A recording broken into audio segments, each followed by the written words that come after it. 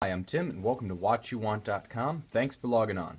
Today, we're looking at an entirely new breed of an Audemars Piguet classic. This is the new for 2014 second generation Audemars Piguet Royal Oak Offshore Safari. Now, the first of the Safari models was a landmark. It came out at SIHH, the Geneva Salon, in 2007. It was the first to feature the now iconic Audemars Piguet hornback style alligator leather strap, but it was the dial itself, part of the informal themes series with a sort of savannah off-white tone to it, brown, almost bronzed numerals, and an aesthetic that was just evocative of sprawling grasslands and wild adventure that caught the imagination of watch collectors around the world. And almost unchanged for 7 years, Audemars Piguet rather assumed you don't mess with success. So for 2014, as part of their completely relaunched 42mm Royal Oak Offshore lineup, they relaunched the Safari with some subtle refinements that really increased the impact of the watch without changing its fundamental character. The first thing I'm going to mention is that this is the reference 26470ST. Like I said, new for 2014, this example here from WatchYouWant.com represents the absolute latest in the Safari line and the 42mm offshore. Now, while the original Safari debuted the hornback, it was also one of the first models to feature the in-house Audemars Piguet caliber 3216 movement, which is a gorgeous piece, and that's actually why I'm going to start this review on the back foot, or should I say the case back.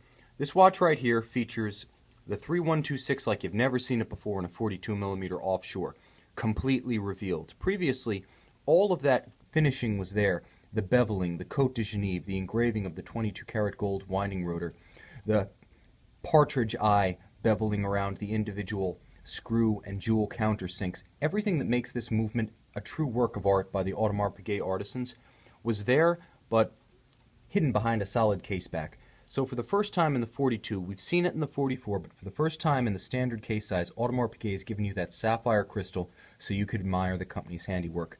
And it is a feast for the eyes. The in-house movement features a full balance bridge, free sprung, big balance wheel beating at 21,600 vibrations per hour. Very robust. The key here is that it has the shock resistance you expect from something called an offshore. This is a sports watch through and through, and with that free sprung escapement, jolts to the watch aren't going to upset the timing the way they might have with the older JLC caliber 889 based movement. Plus, with the full balance bridge, not only do you get more real estate for the decoration with Côte de Genève and the beveling of the edges, that gorgeous camphor that just lends a mirror sheen to the outline of each bridge and plate, but you get a level of isochronism and precision and durability that's just appropriate for a watch that people are going to want to wear all the time. Basically the way you'd wear a Rolex, the one that you never take off. With a 55-hour power reserve, this watch also has substantially more power reserve than the previous JLC-based Audemars Piguet Royal Oak Offshores.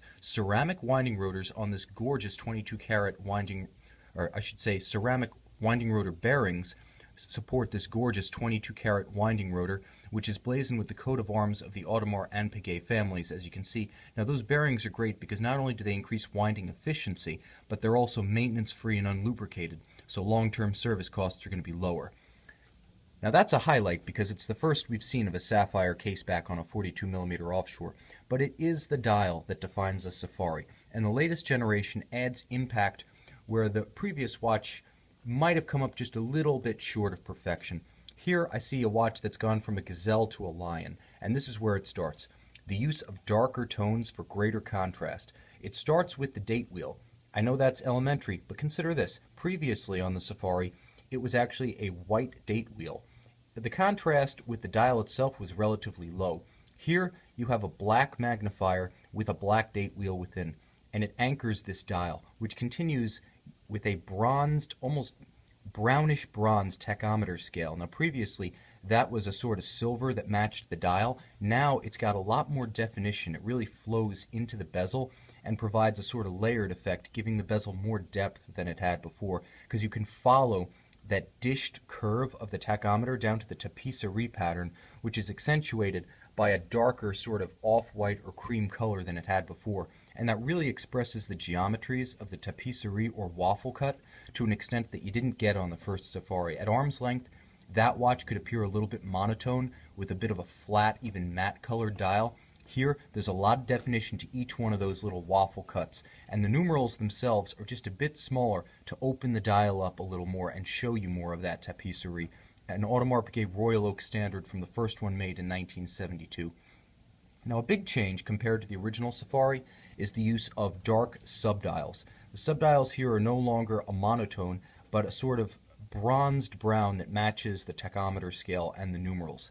There's also a change to the calibrations, where it used to be black calibrations on a silver subdial. It's now white on that bronze. And the shape of the indexes and the numerals has changed. Also, at 12 o'clock, where you have the constant seconds, you now have straight indexes instead of a combination of indexes and numerals. It's much cleaner, it's sharper, I feel it's more sophisticated, the watch becomes more refined in the process without losing any of that Safari character. At a glance, you know which themes edition this is, you know which offshore it is. It's just gone, like I said, from gazelle to a lion. It's at the top of the food chain. And in that vein, Audemars Piguet has also upgraded the pushers and the crown. Previously, these pushers featured a sort of rubber-like silicone synthetic that had a gummy feel to it that was attractive at first but didn't really age well. Here you have ceramic for the crown itself and for the pushers, virtually scratch resistant. I would say virtually scratch proof. It is scratch resistant. There's also a beautiful contrasting brushed and polished finish to these, even at that detail level. The pushers themselves, you get faceting, you get contrasting grained and brushed and polished finish. Just gorgeous. And it really speaks to the level of thought Audemars Piguet put into its franchise player here, redesigning it for 2014. A lot more durable. It's also more attractive because it'll hold its gorgeous jet black color and it won't wear through or wear down like the old silicone. Audemars Piguet did a great job with this one. They've reimagined the Safari. They've taken what was already a great design and they've brought it into the second decade of the 21st century.